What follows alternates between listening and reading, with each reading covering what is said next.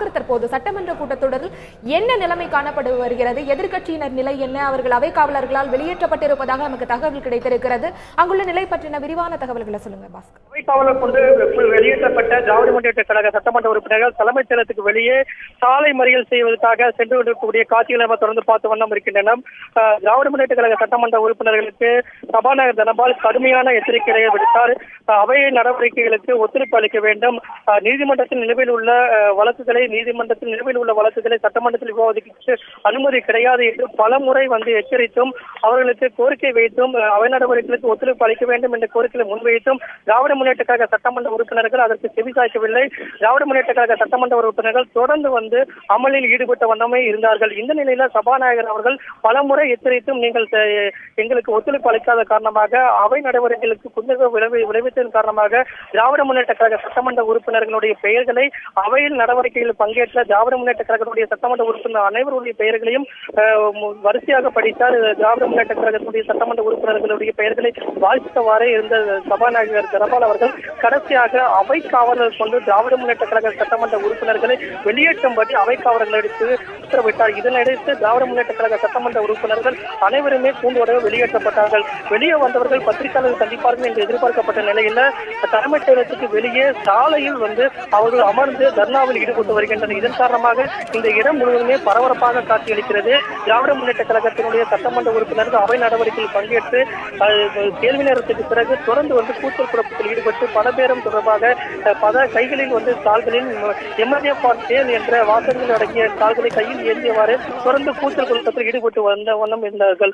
அந்த நிலையில் தான் வணிகவரித்துறை அமைச்சர் கே சி வீரமணி அவர்கள் ஜிஎஸ்டி மசோதாவை தாக்கல் செய்தார். தொடர்ந்து அவை நடவடிக்கைகளில் தொடர்ந்து சபாநாயகர் அனுமதி அளித்தார். குறிப்பாக சொல்ல வேண்டும் என்றால் திராவிட முன்னேற்ற கழக சட்டமன்ற உறுப்பினர்கள் மானிய கோரிக்கை மீது பேசுவதற்காக வாய்ப்புகளை வழங்கினார். ஆனால் திராவிட முன்னேற்ற கழகத்துடைய சட்டமன்ற உறுப்பினர்கள் மானிய கோரிக்கை மீது பேசுவதற்காக எழுந்து எம்எல்ஏ ஃபார் சேல் என்ற வாசகம் அடங்கிய தாள்களை கையில் ஏந்தியவாறே தொடர்ந்து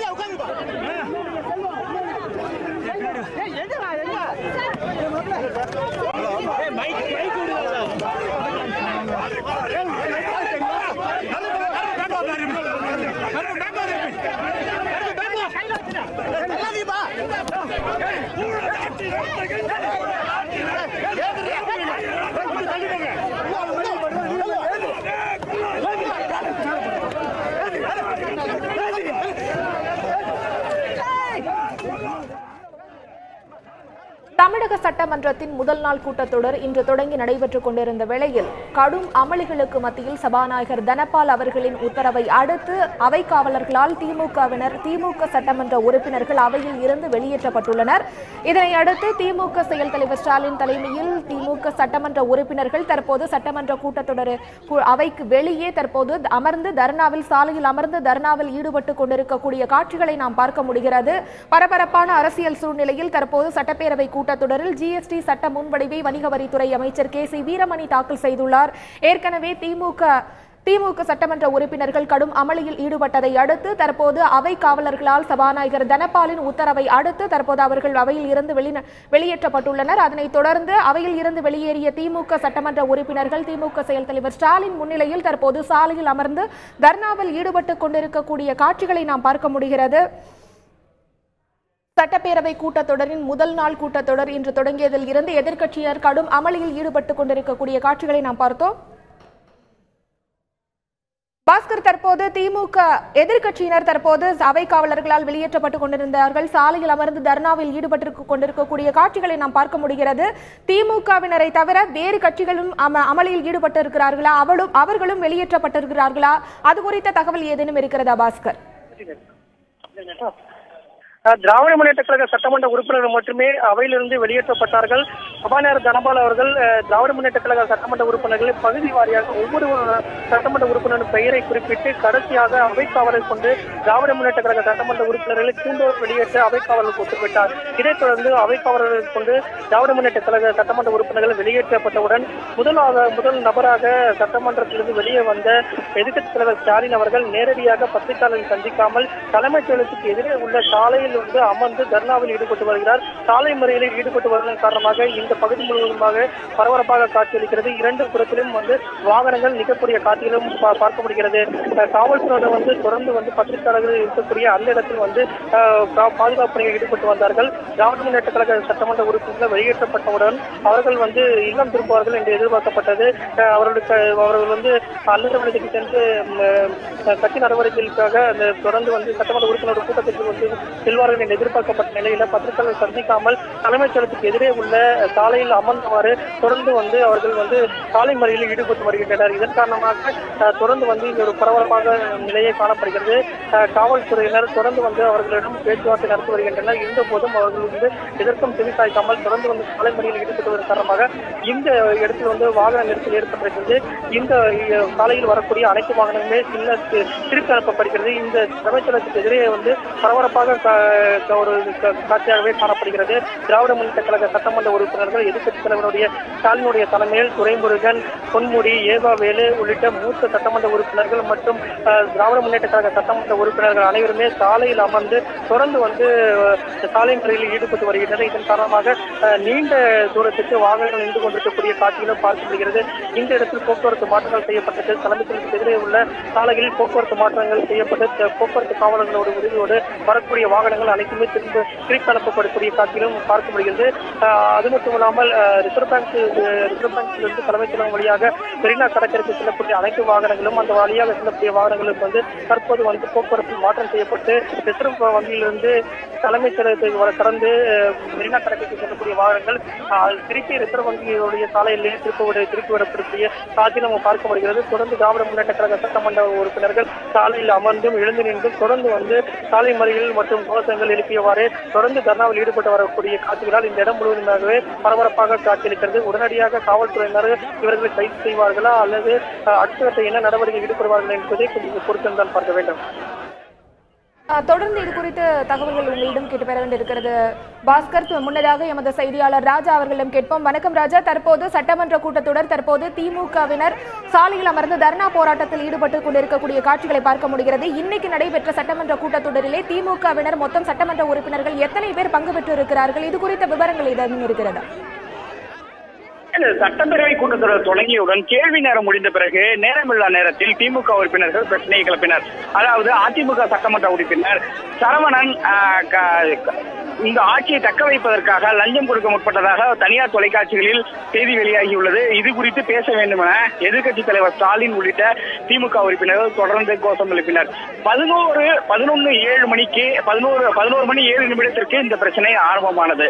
கிட்டத்தட்ட 45 நிமிடங்கள் தொடர்ந்து பிரச்சனை உள்ளே நிலவி கொண்டிருந்தது. அவர்கள் அப்பொழுது பேசிய சபாநாயகர், நீங்கள் இந்த பிரச்சனை தொடர்பாக நீதிமன்றத்தில் வழக்கு தொடர்ந்துள்ளீர்கள், ஆகையால் நீதிமன்றத்தில் உள்ள பொருள் குறித்து சட்டமன்றத்தில் விவாதிக்க முடியாது என்று சபாநாயகர் தெரிவித்தார். அதற்கு பதில் நீதிமன்றத்தில் வழக்கு என்பது வரும் 16ஆம் தேதி தான் எடுத்துக் கொள்ளப்பட உள்ளது, ஆகையால் இந்த பிரச்சனை குறித்து விவாதிக்க வேண்டும் என எதிர்க்கட்சித் தலைவர் ஸ்டாலின் வலியுறுத்தினார். அவரை தொடர்ந்து எதிர்க்கட்சித் துணைத் தலைவர் துரைமுருகனும் தொடர்ந்து வலியுறுத்தினார். திமுக உறுப்பினர்கள் எழுந்து கோஷமிட்டனர். அப்போது குறுக்கிட்ட சபாநாயகர், நீதிமன்றத்தில் உள்ள பிரச்சனையால் இதில் தலையிட முடியாது, இதில் சட்டப்பேரவையில் விவாதிக்க முடியாது என அப்போது ஒரு சம்பவத்தையும் அவர்கள் சுட்டிக்காட்டினர். அதாவது கடந்த 2011ஆம் ஆண்டு ஜனவரி மாதம் சட்டப்பேரவையில் திமுக ஆளுங்கட்சியாக இருக்கும் பொழுது நீராடாடிய வழக்கு குறித்து அப்போது உறுப்பினர் தங்கமணி ஒரு கேள்வி எழுப்பியதாகும். ஆனால் வழக்கு நீராடாடிய அந்த விஷயம் குறித்த இது குறித்து எல்லாம் உள்ளே பேச அனுமதிக்க முடியாது, அதே போல வந்து வழக்கு நீதிமன்றத்தில் உள்ளது, ஆகையால் இது குறித்து பேச அனுமதிக்க கூடாது என்று திமுக ஏற்கனவே கூறியதை முன்னுதாரணமாக பேரவைத் தலைவர் சபாநாயகர் தெரிவித்தார். இருந்தும் திமுக உறுப்பினர்கள் அதற்கு செவிசாய்க்கவில்லை. தொடர்ந்து மானிய கோரிக்கை மீதான விவாதத்தை நடத்த சபாநாயகர் அறிவுறுத்தினார். அதனைத் தொடர்ந்து மானிய கோரிக்கை மீதான விவாதம் தொடங்கியது. தொடர்ந்து திமுக உறுப்பினர்கள் கூச்சலில் ஈடுபட்டனர். இந்த பிரச்சனைக்கு சரவணன் அந்த வீடியோ டேப் தொடர்பான பிரச்சனை குறித்து விவாதிக்க வேண்டும் என்று அவர்கள் தொடர்ந்து வலியுறுத்தினர். ஆனால் சபாநாயகர் மறுத்துவிட்டார். ஆனால் எப்பொழுதும் திமுக உறுப்பினர்கள் மொத்தமாக வெளியேற்றப்படுவார்கள் என்றுதான் இதுவரை அவர் அவருடைய தீர்ப்பென்பது முன்னுதாரணம் இருந்துள்ளது. ஆனால் இந்த முறை ஒவ்வொரு உறுப்பினராக அவர் படித்தார். ஒவ்வொரு உறுப்பினர்களுடைய திமுக உறுப்பினருடைய பெயரையும் படித்து இவர்கள் அனைவரையும் உடனடியாக வெளியேற்ற வேண்டும். தொடர்ந்து நான் பலமுறை எச்சரித்தும் சபையை நடத்த இவர்கள் அனுமதிக்கவில்லை. தொடர்ந்து கூச்சல் குழப்பத்தில் ஈடுபட்டு வருகின்றனர். ஆகையால் உடனடியாக இவர்கள் வெளியேற்ற அவைக்காவலர்கள் இந்த திமுக உறுப்பினர்களை வெளியேற்ற வேண்டும் என்று அவர் உத்தரவிட்டார். அதனைத் தொடர்ந்து திமுக உறுப்பினர்கள் தற்போது எதிர்க்கட்சித் தலைவர் திரு ஸ்டாலின் தலைமையில் கோட்டையின் முன்பே சாலை மறியலில் ஈடுபட்டுள்ளனர். சற்று நேரத்துக்கு முன்பாக காங்கிரஸ் சட்டமன்ற உறுப்பினர்களும் வெளியேறி தற்போது சாலை மறியலில் பங்கேற்றுக் கொண்டிருக்கின்றனர். போக்குவரத்து கடுமையாக பாதிக்கப்பட்டுள்ளது. தொடர்ந்து கிட்டத்தட்ட 10 நிமிடத்திற்கு மேலாக சாலையில் அமர்ந்து கோட்டை முன்பாக உள்ள சாலையில் அமர்ந்து தற்பொழுது தர்ணாவில் சாலை மறியலில் ஈடுபட்டு வருகின்றனர். ஆனால் உடனடியாக காவல்துறையினர் தற்போது அவர்களுடைய இந்த போக்குவரத்து மாற்றம் செய்துவிட்டனர். இந்த வழியில் வாகனங்களை அனுமதிக்காமல் போக்குவரத்து மாற்றம் செய்துவிட்டனர். தொடர்ந்து காவல்துறையினர் திமுக உறுப்பினர்களுடன் பேச்சுவார்த்தை நடத்தி வருகின்றனர். பாஸ்கரன், இப்போ திமுக சட்டமன்ற உறுப்பினர்கள் அவைக்காவலர்களால் வெளியேற்றப்பட்டதை தொடர்ந்து காங்கிரஸ் சட்டமன்ற உறுப்பினர்களும் வெளியேற்றப்பட்டு தற்போது தர்ணாவில் ஈடுபட்டு வருவதாக சொன்னீர்கள். தற்போது அந்த இடமே பெரிய கூட்டம் கூடியிருப்பதை பார்க்க முடிகிறது. சாலையில் அமர்ந்து போராட்டம் நடத்தி கொண்டிருக்கிறதை காண முடிகிறது. இதனைத் தொடர்ந்து அவை நடவடிக்கைகள் தொடர்ந்து நடைபெற்று வருகிறதா? ஏற்கனவே மானிய கோரிக்கை மீதான விவாதம் தொடங்கிவிட்டது. முதலில் சபாநாயகர் திமுக உறுப்பினர்களை அமைதியாக இருக்கும்படி அமரும்படியும் வலியுறுத்தினார். அதே போல இந்த மானிய கோரிக்கை மீதான விவாதத்தில் முதலில் பேச வேண்டியது திமுக சட்டமன்ற உறுப்பினர் உதயசூரியன். அவர் அழைத்தார், பேசுவதற்கு அழைத்தார். வணக்கம் பாஸ்கர். தற்போது திமுக செயல் தலைவர் ஸ்டாலின் செய்தியாளர்களிடம் பேசியதை தொடர்ந்து தற்போது அங்கு என்ன நடந்து கொண்டிருக்கிறது பாஸ்கர்? இது குறித்து விரிவான தகவல்களை சொல்லுங்க பாஸ்கர். முன்னேற்ற கழக சட்டமன்ற உறுப்பினர்கள், குறிப்பாக எதிர்க்கட்சித் தலைவர் ஸ்டாலின் மற்றும் துரைமுருகன் ஆகியோர் உள்ளிட்ட பலரும் காவல்துறையுடைய வாகனங்களில் ஏற்றப்பட்டு அவர்கள் ராயபுரத்தில் இருக்கக்கூடிய ஒரு தனியார் மண்டபத்தில் அழைத்து செல்லக்கூடிய காட்சிகளை தான் நம்ம தொடர்ந்து பார்த்த வண்ணம் இருக்கின்றோம். திராவிட முன்னேற்ற கழக சட்டமன்ற உறுப்பினர்கள் அனைவருமே அந்த வாகனத்தில் ஏற்றப்பட்டிருக்கின்றனர். காவல்துறையினால் கைது செய்யப்பட்டிருக்கிறார்கள். சாலை மறியலில் அத்துமீறி தடையை மீறி திராவிட முன்னேற்ற கழக சட்டமன்ற உறுப்பினர்கள் சாலை மறியலில் ஈடுபட்டதன் காரணமாக காவலர்கள் கொண்டு அவர்கள் கைது செய்யப்பட்டிருக்கிறார்கள். ராயபுரத்தில் இருக்கக்கூடிய ஸ்ரீ பேலஸ் என்ற திருமண மண்டபத்துக்கு அவர்கள் அழைத்து செல்லப்பட்டு இன்று மாலை வரை அங்கு அவர்கள் வைக்கப்படுவார்கள். திராவிட முன்னேற்ற கழக சட்டமன்ற உறுப்பினர்கள் அவைக்கு குந்தகம் விளைவித்தன் காரணமாக அவை காவலர்கள் கொண்டு சபாநாயகர் தனபால் அவர்கள் திராவிட முன்னேற்ற கழக சட்டமன்ற உறுப்பினர்களுடைய பெயர் பட்டியலை வாசித்து அவை நடவடிக்கையில் பங்கேற்ற அனைவரையுமே கூண்டோடு வெளியேற்ற அவை காவலர்களுக்கு உத்தரவிட்டார். இதையடுத்து அவை காவலர்கள் திராவிட முன்னேற்ற கழக சட்டமன்ற உறுப்பினர்களை கூண்டோடு வெளியேற்றினார்கள். அனைவருமே வெளியே பத்திரிகையாளர்களை எதிர்க்கட்சித் தலைவர் ஸ்டாலின் சந்திப்பார் என்று எதிர்பார்க்கப்பட்ட நிலையில பத்திரிகையாளர்கள் சந்திக்காமல் நேரடியாக அவர் தலைமைச் செயலகத்துக்கு எதிரே இருக்கக்கூடிய சாலைக்கு சென்று அங்கு சாலை முறையில் ஈடுபட்டார். கோஷங்களை எழுப்பினார். திராவிட முன்னேற்ற கழக சட்டமன்ற உறுப்பினர்கள் போக்குவரத்துக்கு இடையூறாக தலைமைச் செயலகத்துக்கு எதிரே இருக்கக்கூடிய சாலையில் நின்றவாறு பணப்பேரம் தொடர்பாக உடனடியாக அவையில் விவாதிக்கப்பட வேண்டும். அதுக்கு அனுமதி மறுக்கப்பட்டிருந்தது. இதன் காரணமாக நாங்கள் சாலை மறியலில் ஈடுபடுகிறோம் என்ற காரணத்தை முன்வைத்து திராவிட முன்னேற்ற கழக சட்டமன்ற உறுப்பினர்கள் அனைவருமே ஒரு அரை மணி நேரமாக சாலை மறியலில் ஈடுபட்ட வண்ணம் இருந்தார்கள். இதன் காரணமாக இந்த பகுதி முழுவதுமாக ஒரு பரபரப்பாக காணப்பட்டது. போக்குவரத்து இடையூறு ஏற்பட்டது. காவல்துறையினர் தொடர்ந்து குவிக்கப்பட்டார்கள். தற்போது திராவிட முன்னேற்ற கழக சட்டமன்ற உறுப்பினர்கள் கைது செய்யப்பட்டு காவலருடைய வாகனங்கள் மூலமாக அவர்கள் ராயபுரத்தில் இருக்கக்கூடிய ஒரு தனியார் மன்றத்துக்கு அழைத்து சென்ற வண்ணம் இருக்கின்றனர். இதன் காரணமாக இந்த பகுதி முழுவதுமாக பரபரப்பாக காட்சியளிக்கிறது. 3-4க்கும் மேற்பட்ட வாகனங்களில் அவர்கள் தொடர்ந்து கைது செய்யப்பட்டு அழைத்து செல்லக்கூடிய காட்சிகளை நாம் தொடர்ந்து பார்த்து வந்தோம் இருக்கிறோம். அது மட்டும் இல்லாமல் திராவிட முன்னேற்ற கழக சட்டமன்ற உறுப்பினருக்கு ஆதரவாக காங்கிரஸ், இந்திய யூனியன் முஸ்லீம் லீக் சட்டமன்ற உறுப்பினர்களும் சாலை மறியலில் ஈடுபட்டதன் காரணமாக அவர்களும் கைது செய்யப்படுகிறார்கள். இதன் காரணமாக இந்த பகுதி முழுவதுமாக பரபரப்பாக காட்சியளிக்கிறது. திராவிட முன்னேற்ற கழக சட்டமன்ற உறுப்பினர்கள் அவை காவலர் கொண்டு கூண்டோடு வெளியேற்றப்பட்ட பிறகு இந்த சாலை மறியலின் காரணமாக அவர்கள் கைது செய்யப்பட்டிருக்கின்றனர். தொடர்ந்து சட்டமன்ற நடவடிக்கைகள் தொடர்ந்து நடந்த வண்ணம் இருக்கின்றனர். தொடர்ந்து மானிய கோரிக்கை மீதான விவாதத்தில் கருணாஸ் அவர்கள் பேசி வருகிறார். திராவிட முன்னேற்ற கழக சட்டமன்ற உறுப்பினர்கள் அனைவருமே கூண்டோடு வெளியேற்றப்பட்டார்கள். அவர்களுக்கு ஆதரவாக காங்கிரஸ் சட்டமன்ற உறுப்பினர்களும், இந்திய யூனியன் முஸ்லீம் லீக் சட்டமன்ற உறுப்பினர்களும் வெளியே சாலை மறியலில் ஈடுபட்டு கைது செய்யப்பட்டிருக்கிறார்கள். தற்போது அவர்கள் வாகனங்கள் மூலமாக அழைத்து செல்லப்படக்கூடிய காட்சிகளை தொடர்ந்து பார்த்த வண்ணம் இருக்கிறோம். பாஸ்கர், தற்போது திமுக சட்டமன்ற உறுப்பினர்கள் தடையை மீறி சாலை மறியலில் ஈடுபட்டதை தொடர்ந்து காவல்துறையினரால் கைது செய்யப்பட்டு வாகனத்தில் அழைத்து செல்ல கொல்லப்பட்டிருக்கின்றனர். இந்த காட்சிகளை நாம் பார்த்து வருகிறோம். இந்த நிலையில் தங்கு சட்டப்பேரவை கூட்டத்தொடர் நிறைவடைந்து விட்டதா அல்லது தொடர்ந்து நடைபெற்றுக் கொண்டிருக்கிறதா பாஸ்கர்? அவை நடவடிக்கைகள் தொடர்ந்து நடைபெற்ற வண்ணம் இருக்கிறது. மானிய கோரிக்கை மீதான விவாதத்தில் திருவாரூர் சட்டமன்ற உறுப்பினர் கருணாஸ் அவர்கள் விவாதத்தில் பேசி வருகிறார். அதிமுகவுடைய சட்டமன்ற உறுப்பினர்கள் தொடர்ந்து பேசுவார்கள். அதற்கு பிறகு சட்ட முன்வடிவானது ஜிஎஸ்டி சட்ட முன்வடிவை வணிக வரித்துறை அமைச்சர் ஏற்கனவே தாக்கல் செய்திருக்கிறார். அதன் மீது விவாதம் இல்லாமல் சட்ட முன்வடிவு இன்றே நிறைவேற்றப்படக்கூடிய வாய்ப்புகள் அதிகமாக உள்ளது.